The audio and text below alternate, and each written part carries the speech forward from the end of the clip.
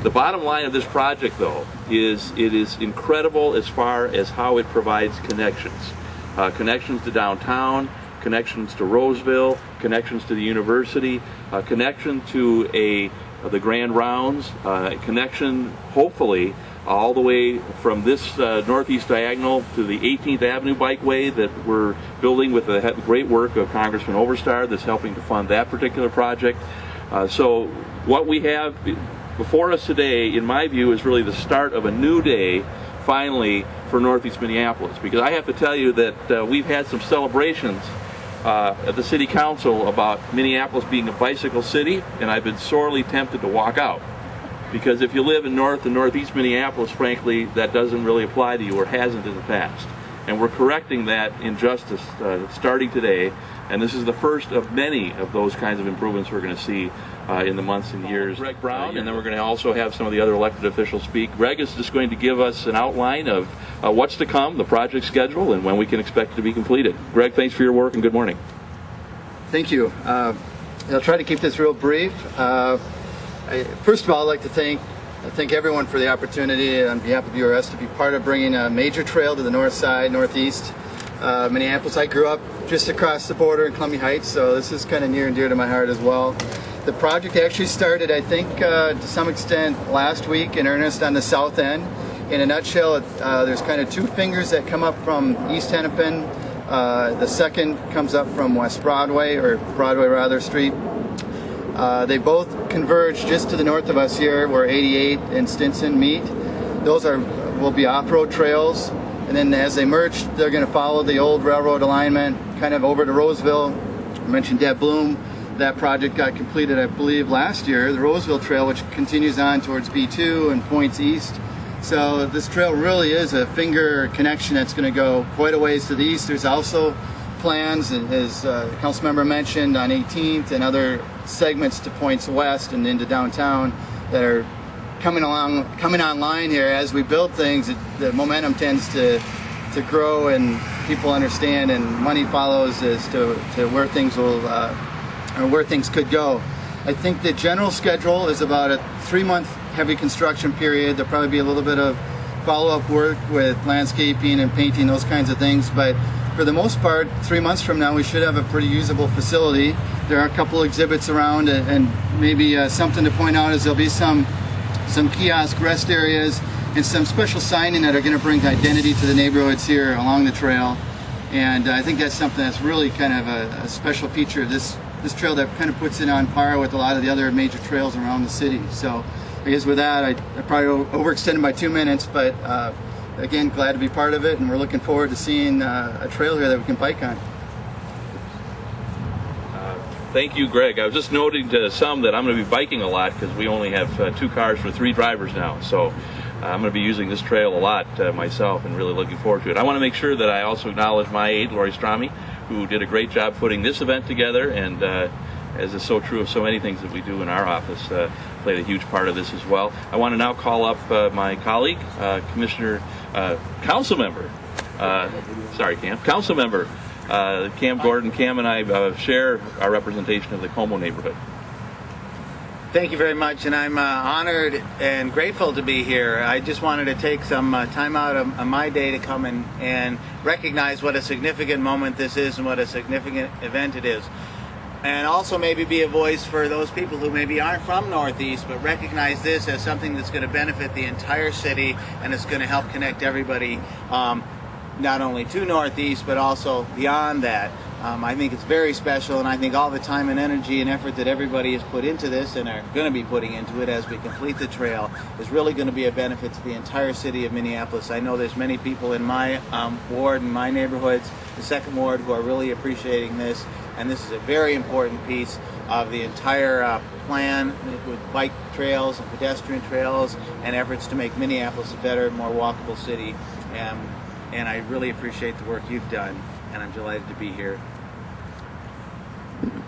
Thank you so much, Cam. And now I want to call up Commissioner Peter McLaughlin, who's been a great leader on these issues with the Hennepin County Board. Peter, good morning. Good morning. Thank you very much. I'm happy to be here. We at the Hennepin County Regional Railroad Authority appreciate the work that the council member did, and and those in his office. It takes a lot of local leadership to make sure that these things are a success and are all that they can be, and you've done a great job on that, so we want to thank you. You know, I had to do an interview about 10 years ago, and this reporter wanted to attack regional railroad authorities for buying railroad rights-of-way. And so I said, okay, I'll do the interview. And I said, we're going to do it on the Stone Arch Bridge. And so we did the interview out there, and he had me cast as the bad guy for spending public dollars to buy these abandoned rights-of-way. Well, I'll tell you something. It's the best investment that the Railroad Authority has been able to make. We're going to continue to buy. This was a recent purchase by the Hennepin County Regional Railroad Authority, this little section, but we're going to continue to do that. We're working on the trail out near Lake Minnetonka, the Dakota Rail. And we're going to make those investments because we're making the transition to the 21st century. From the railroads of the 19th and 20th century, now we're going to move to the bicycle trails. And this is the great era of bicycle trail building that we're in right now. When they look back historically, they're going to look at the creation of an entire network of bicycle trails in this region and in this country. Just as we did the freeways, just as we did the railroads in past generations, we're all part of the creation of this grand system of bicycle trails that will last for a century and more. And I always like to look at the maps and where the gaps are. There's that little gap at the University of Minnesota on this side of the river. There's where the two green lines are separated. There's the gap between where we're going to complete the Cedar Lake Trail all the way to the river here soon in conjunction with the ballpark construction, but we've got to figure out a way to connect that to this trail. We've got to make sure that happens. And the park board, we're working with the park board right now as former council member, now park board member Walter Dietzig said, you know, the grand rounds aren't really round, and we need to make them round. And so we're going to be working on that as well. So we're part of history here. We're part of creating this great bit of infrastructure. Kerry Dietzig is here. I talked to Commissioner Stenglein yesterday in this funeral, making it impossible for him to be here, but he's very enthused, and he's going to continue to be supportive of investments here in Northeast, but these are investments that help the entire city, the entire county, and the entire region. So we're thrilled to be here, and we're going to continue to work with everybody. Thank you. Thank you, Peter, for your leadership. And I'm reminded of a quote that I recently read is in the new book about Albert Einstein, and it says that intellect is commonplace, but vision and imagination is rare. And I think what Commissioner McLaughlin spoke so well to is just that vision and imagination about what kind of community we can become. And I think the leadership that you provided and others in making sure that we had the railroad right-of-ways to build upon was key to that. And I think what we're talking about here today and really celebrating is really envisioning a future in which anyone that wants to use their bicycle or walk can use that as a means to transportation safely in our city. It's going to make us a successful city, a successful community, a healthier community, and a more vibrant one. And now it's time for the groundbreaking. So, Rob, do you know the details of the groundbreaking? Why don't you come on up and somebody in the orange vest should lead us in what we got to do right now. Let me see. Figure out where this trail goes.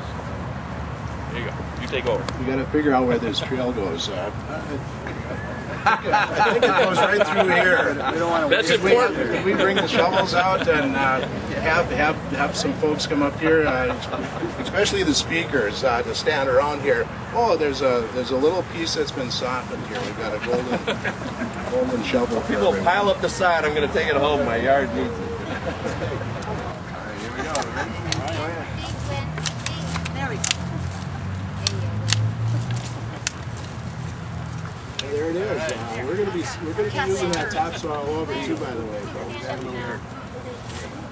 Hold that. Hold with 2 hands. Whoops. We did break ground. We officially broke ground. This is my home. I'm just backing out. I've essentially told the contractor that I'm going to be reducing that when they're down next week. $500 deduction. Thank you very much. That's about it. Thank you very much for coming, everyone.